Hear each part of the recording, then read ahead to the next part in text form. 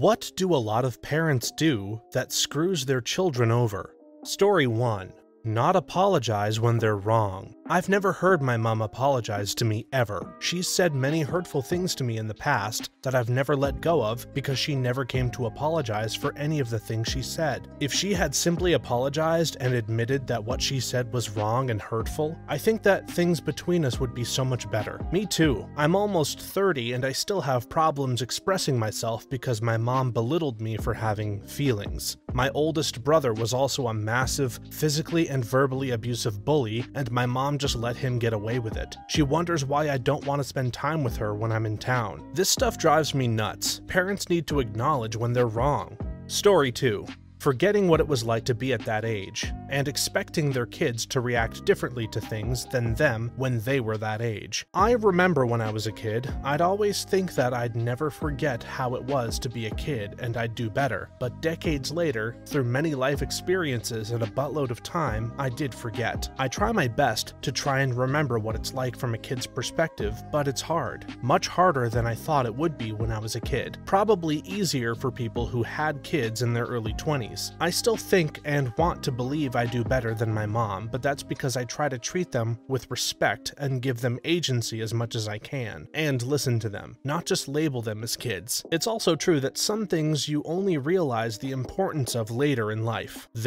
I always remind my daughter that I was her age once and that she can come to me with anything. She's a good kid. We have very honest discussions, and she doesn't feel the need to hide things because she knows that even if I get disappointed, I'm not going to rage at her. She knows that there's nothing that could make me angry, just disappointed, and I tell her that she will make her own mistakes regardless, and it's okay. I sometimes catch myself trying to reason with my dog. Story 3. Might sound a little contradictory, but either not disciplining them enough or disciplining them way too much. This topic goes pretty deep, but what it boils down to is motivation. Do you want your kid to be motivated to behave by fear or by an intrinsic desire to do what's right? The first option is way easier, but then that turns them into angry adults who don't know how to react when real consequences happen to them as adults. Instead, if you start at the earliest age building intrinsic motivation, then when they are making their own decisions and there is no one there to force them to comply, they actually want to do the right thing. It's a lot harder to do because it requires you to focus on their emotional reaction to doing something wrong instead of the actual outcome of the bad thing, at least initially. But think about it. When a kid does something wrong and there is a big reaction on both sides, and eventually everyone calms down and thinks about it, the kids get what they did was wrong and why. If you focus your energy on building their emotional resiliency, then getting to that calmed down phase should happen much more quickly, and again, when they are adults, they are better equipped to do this themselves when no one is there to be mad at them about what they've done. Hey, that's me. I never had chores to do around the house. I never had a curfew. I was rarely told no. I was spoiled to the point where my parents would be willing to pay for my Ubering everywhere because they were too afraid I would get in an accident if I drove a car. Unlike someone else driving, where you will never get into an accident. This was just them telling me I was a crappy driver. And guess what? I'm 29 and don't have a license and pay for that almost every day. Basically grew up like a princess. My mom came to my doctor's appointments and even sometimes made set appointments for me because I couldn't make phone calls until I finally moved out. And by that I mean moved out of the house, country, continent. I've been living on my own for over 2 years now. I'm still alive. They made fun of me, saying I grew up like a princess and because of it I wouldn't last a day without my family. Yes, I'm still very much codependent and talk with them more than anyone else even now, but I proved to myself that I can take care of myself. I'm a different person, and that's the first thing my sibling said to me when we spent some time together recently. I'm a full-blown grown-up now, and I'm glad I jumped into it. It was so hard. I almost killed myself 3 times, but I'm getting better at it. Slowly but surely. Children crave boundaries, but also need adults who help them set healthy limits.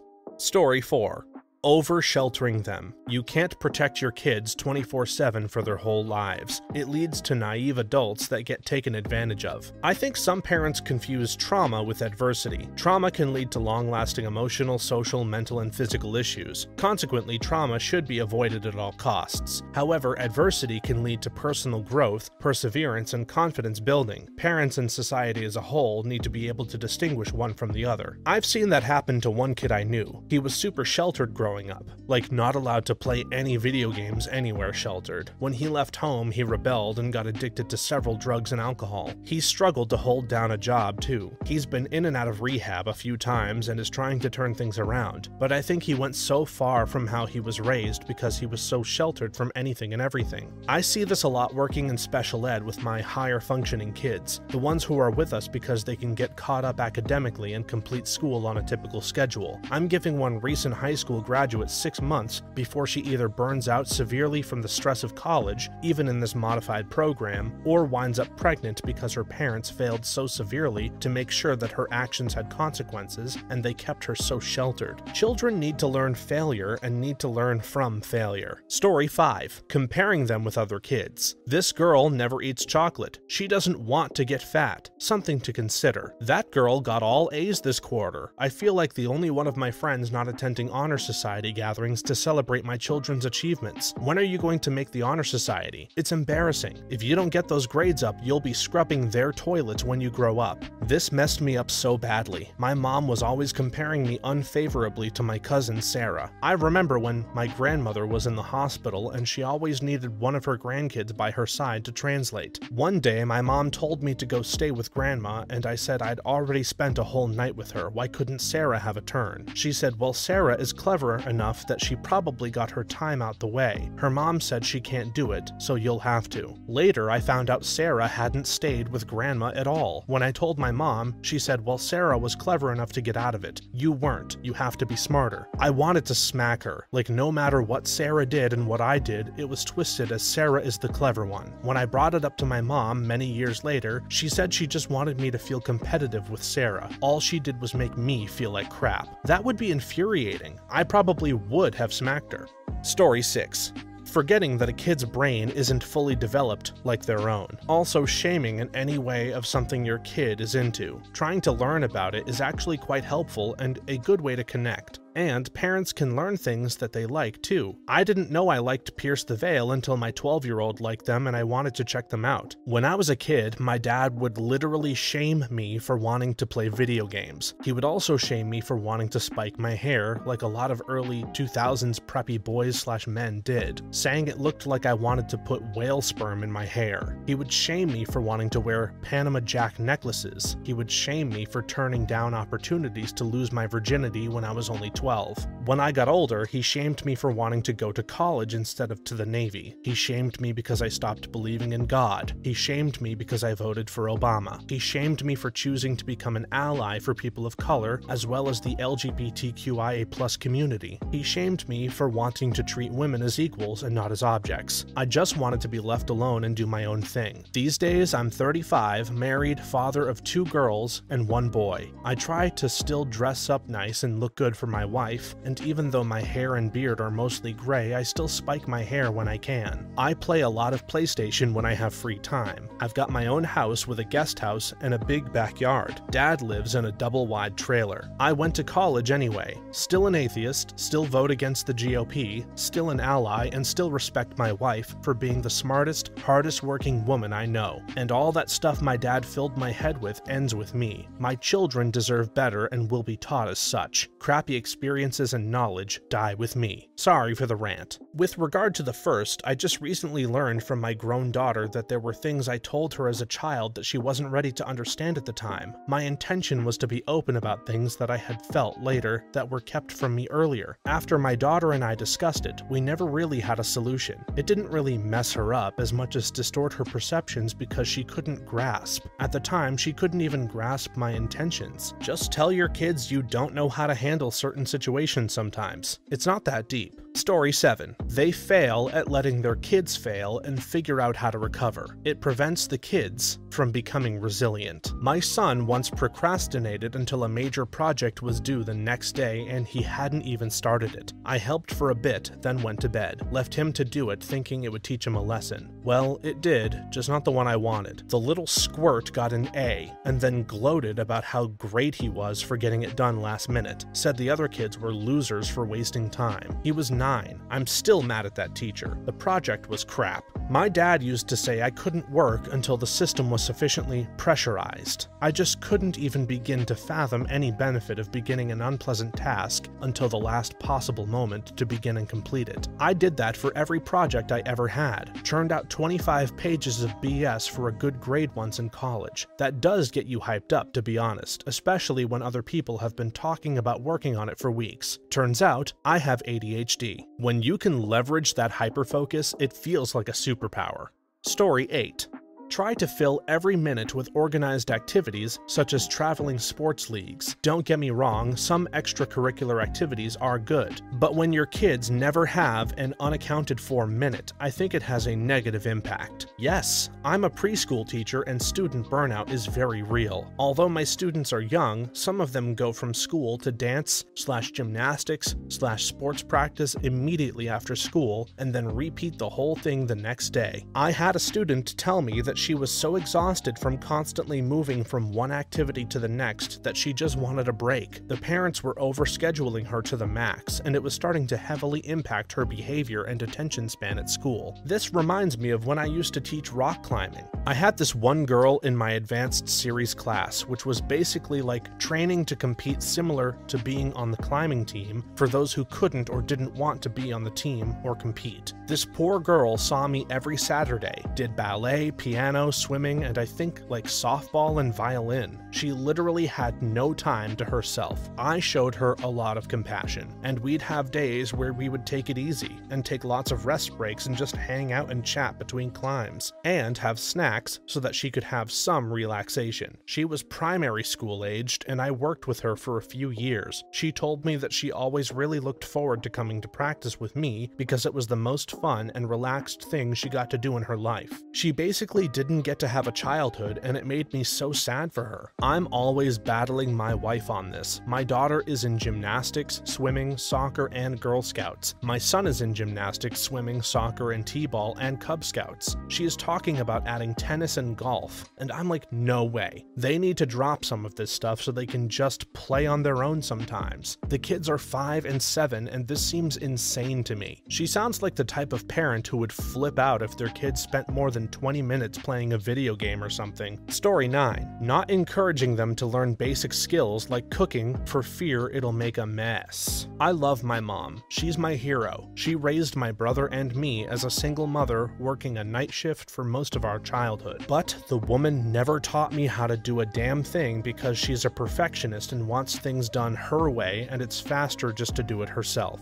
She even cleaned our bedrooms. It wasn't about spoiling us, she just wanted everything the way she wanted to. I moved out of home at 19 into my first apartment and realized I didn't know how to do much of anything in terms of keeping a home nice. I'm 37 now and still not particularly great at it, but that's on me at this point. My kids have chores now because of this. My dad does this, but it's a little worse. He expected me to learn by watching instead of doing, and God forbid you leave his side when he solders for 3 hours while you sit in a wooden chair without any lumbar support. The only difference between me watching him and me YouTubing it is the fact that I learned more in less time with a video. But I can't complain because recently I've been promoted from chair-weight chairman to designated flashlight holder after a decade of apprentice experience. Kids need to learn basic life skills at home. How else will they become functional adults? Story 10. Not discussing money with them. I'm not saying parents should dump their financial stress on their kids, but things like budgeting, taxes, and personal finance discussions would have helped me tremendously. I heard a father talking to his small daughter between 6 or 8 years old about budgeting. We were in a bookstore and she wanted to buy a book. He told her that she could buy any book she wanted, but that she had to keep in mind how much money she was allowing during their vacation. He went through the math with her. He discussed the possibilities of other purchases later on during their trip. He continuously reminded her that it was her money and she could use it however she liked, but to remember how much total money she had. He was so patient, gentle, and real with her. It was an awesome learning experience for me, especially since I have a baby. My mom always said that we didn't have enough money. She would hoard it in a sock and was just stingy all around. Definitely want to break that cycle with my child. My mom did it like this. She paid for every single necessary thing. Food, school-related things, off-brand clothes and shoes, hygiene products, the like. Family vacations and outings were on her too. Then she gave us our allowance on the first of every month. For fun stuff, we had to use our allowance for non-school related books, CDs, games, movie tickets, shopping for unnecessary clothes and shoes, outings with friends, etc. If we did not have enough for something, we had to save. If we blow through our allowance by the 5th of the month, she would not give us more money. We were penniless for the rest of the month. She would agree to give more if something was more expensive than our allowance, but it was time sensitive. Concert tickets, for example, but the amount would be deducted from the following month, or months. So I made big money mistakes when the consequences were not being able to go to the movies with friends this month, not when it was not being able to eat or make rent this month. Not great, but not really that important in the end. Now, my mom was not a hard ass on this either. She would gift us a book or CD from artists we adored from time to time, would cover for the movies with friends once in a while, and treat us to a shopping trip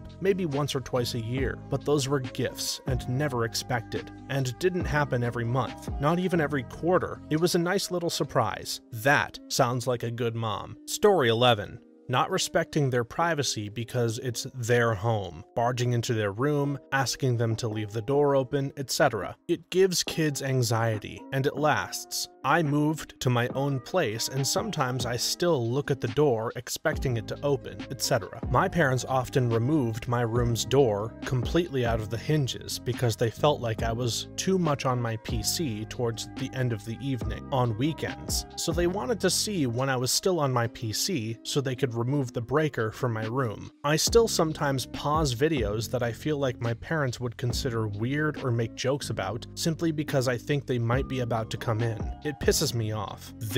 My family never ever knocked and would just walk in as they pleased. My mom would always listen to conversations I was having on the phone with my friends and would burst in if she heard anything that could possibly sound suspicious, even though it never was. Every single night, my mom would go through all the messages on my phone and take photos of my chats on her phone. I couldn't speak to any of my friends anymore without thinking to myself, what would mom think if she saw this? And no, I wasn't allowed to change my passcode, and if I did, she'd demand for me to tell her. I've even had my family walk in on me out of nowhere whilst getting changed, and had my mom think I was sending nudes to people just because I was getting changed whilst watching something on my phone. My bedroom also had a patio door for a window, and the window from the porch is able to have a view directly into my bedroom. I always saw my mom intentionally look around into my room to spy on what I was doing. It was awful. This gave me extreme anxiety about being in the house, and whenever I heard the sound of footsteps, my fight or flight would go crazy. This also hurt me a lot as it proved that she had no trust in me, despite me never ever lying to her. I'm a very honest person and never doing anything bad. Oh my god, yes, I grew up in a terrible household, but I just realized this year how badly I have been impacted by my absolute lack of privacy as a child. Funnily enough, it was my boyfriend who made the realization happen for me because I live in an apartment right now and they do monthly inspections, and every single time the inspections come around, my anxiety would skyrocket, just straight through the roof, hyperfixating on every little detail of my apartment being spotless and perfect when they finally decide to waltz their happy asses through my space. And he kept asking me why I was freaking out so badly and getting frustrated that I couldn't just relax until it was over with. So one night, while he's going on this tangent about how I am a good tenant and I need to stop going crazy every time and how he doesn't understand, it dawned on me how many times my grandfather had come barreling into my room as a kid to hit me, or took my door and then went ballistic on me, or just watched me even if I was changing.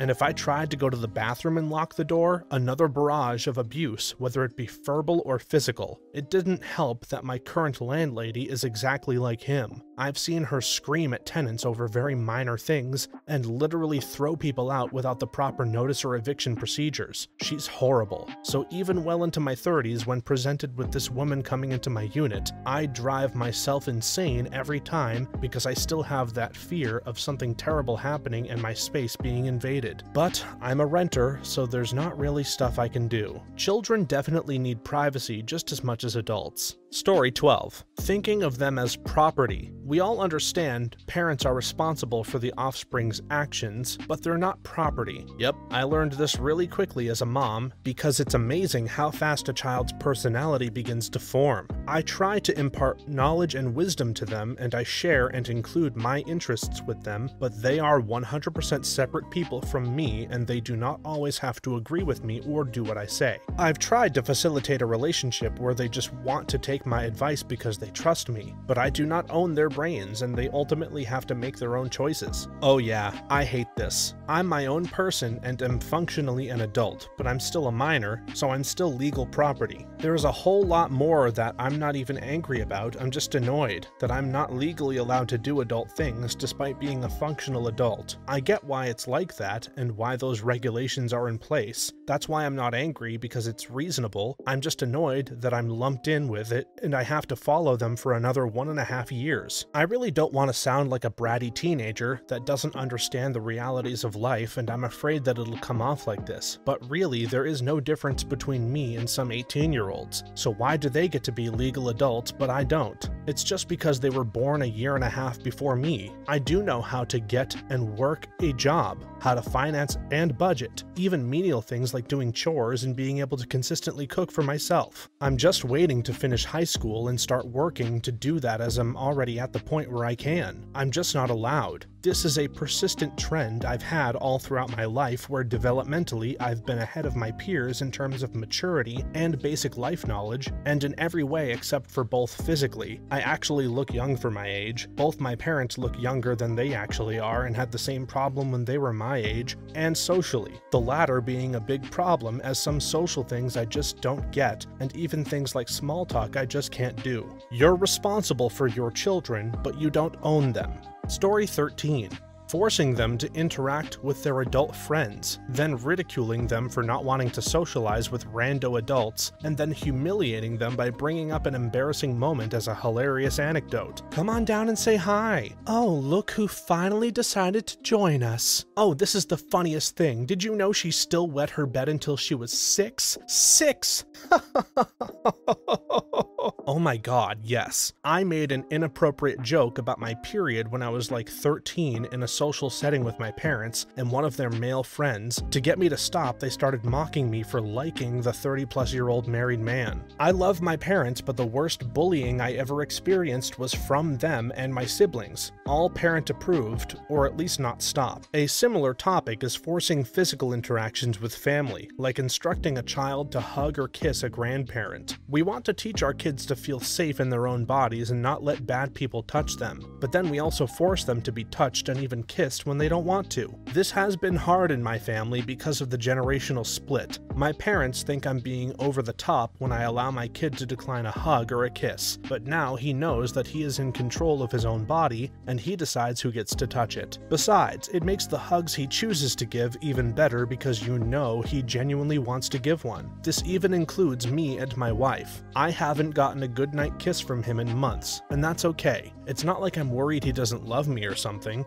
They're kids. Get over it and don't take it personally. Story 14. Not taking the time to explain themselves on certain topics. The whole do as I say because I said so or because I had you is not effective. Yes, rules should always have valid rationales behind them, ones that you can explain fully. Your room must be clean. Building habits and routines make life way easier, and keeping a clean house can help reduce the chance of injury from tripping or pests. Bedtime is 8. Sleep is very important for our health. If we don't get enough, we get cranky and don't function as well. Yada yada, adjust for age. And you can build in safe phrases for times when your kids need to listen and follow directions without question. These are used like this: if I ever grab your arm and say apples and oranges, you need to do as I say because it is a matter of your own safety. Once we are safe, I will explain. You've spoken pure facts. My parents made it very clear what needed to be done without me needing to question it. The cleaning example you gave is identical to what they said. Grow into the habit of cleaning your room and putting away your things because it minimizes injuries. A clean space makes you feel better. You'll have to do it when you're older, and doing it now will help you gain responsibility that's intertwined with independence. independence. At the time, I had no idea what the heck they were truly saying, but as I grew up, I comprehended. The one thing I like, though, is their ability to give me choices on certain things, you know? I had to clean my room, but I also got to choose when I wanted to do it, before outside playtime or after dinner, etc. That does sound like some next-level parenting, though.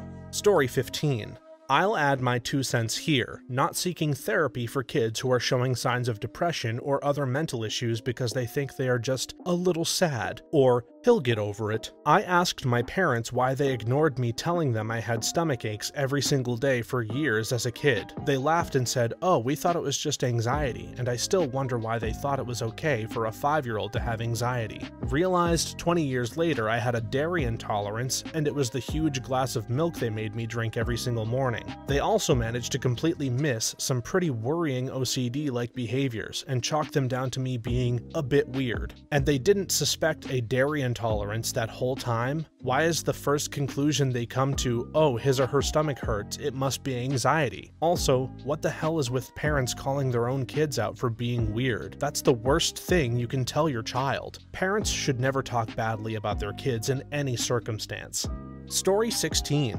I was raised with the motto, "If you lose, you can't come home." My great-grandfather said it to my grandmother when she was being bullied by a boy. My grandmother said it to my mother when she ran into the house from a girl who was beating her up, kicked her out, and locked the door. If you lose, you can't come home. For me, there was no one incident. It was just a mantra, and now I am absolutely afraid of failure of any sort. I come to work hours early to prepare and stay late to make sure I've got it right. Same with my hobbies, and every part of my life. I cannot be bad at anything. Free time only exists as practice/study/training time. The amount of pressure I put on myself is not healthy. I'm 38 years old and I haven't spoken to my mother in 10+ years, but I almost always win, and I'm amazing at the things that I can do. Small consolation. Parents mess us up, man. I felt this in my soul all the time. People tell me, "You're so creative. You're so good at everything you do." Yeah, I know, because I'm a people pleaser with anxiety and rejection issues, and if I don't excel at every single thing I do, I will literally just fall apart because my entire life is built around my pathological need for praise and acceptance. Thankfully, my mom was never the pushy type, but she was very much, "You didn't succeed? Well, that's your own fault. Better luck next time." Plus, her love language and that of her parents is an act of service rather than physical touch and affirmation. I understand her better now, but the lack of acknowledgement was pretty damaging at 10 years old. This is relatable, except my parents always said, always do the best you can and make yourself invaluable, which, yeah, on the surface is great advice for life and job security. Still, in reality, I have worked myself almost to death in every single role I've had, and has made me a yes man to get that invaluable status. Yeah, I've never been fired, which is good I guess, but I take on way too much and always get burnt out because I feel like I can't say no to stuff. Now my parents say, "Well, you can say no to extra work, you're getting burnt out." This is usually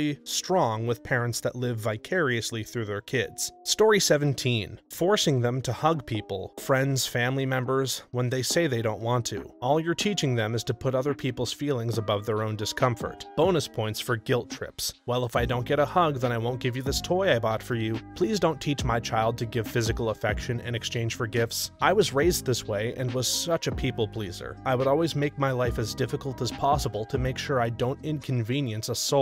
It's a lot of work to unlearn it. Right, it is so important to let kids have boundaries about their bodies in this regard. Getting taught that adults can do whatever they want to you because I was not allowed to say no to hugs and the like is what led me to not tell anyone about my being molested as a kid for many years, because I thought it was normal and I was in the wrong for being afraid because adults are allowed to do whatever they want to you. I can honestly say I never really thought about it until I was having lunch with my friend and her kid on a visit to Detroit, and she said that was one of her frustrations with her father. I've been incredibly mindful since then, and when my niece showed up, I was happy to give her a hug, but it's an ask. If she says no or turns away, I say, "Cool, no worries," high five or knuckles, and offer my hand. That usually gets her to smile and slap my hand or bump my knuckles. Then I get to overreact to her contact and make weird explosion noises which gets her giggling. Hugs aren't for everyone, that's for sure. Story 18. passing on food issues by commenting on their children's weight or what they eat, etc., or commenting on their own weight and food habits, always dieting and putting themselves down. I'm so lucky my parents and family have a healthy relationship with food, and thus I do as well. I have adult friends who have all kinds of messed up food issues precisely because their parents messed them up. Forcing kids to finish everything on their plate when they don't want to eat anymore. Kids need to learn to eat when they're hungry and to stop when they're not. Even if they're not eating because they are acting out, it won't hurt them eating a little less at one meal. Food should never be forced. Yes, it creates a super unhealthy relationship with food for kids. Thanks for watching until the end. If you have a similar story that you would like to share with us, please leave it in the comments below. If you have any opinions about some of the parenting styles listed here in this video, feel free to share it in the comments as well, but remember to be respectful. If you enjoyed this video, please leave us a like and don't forget to subscribe. For more videos like this one right now, please stop by our channel. Thanks again, and see you next time!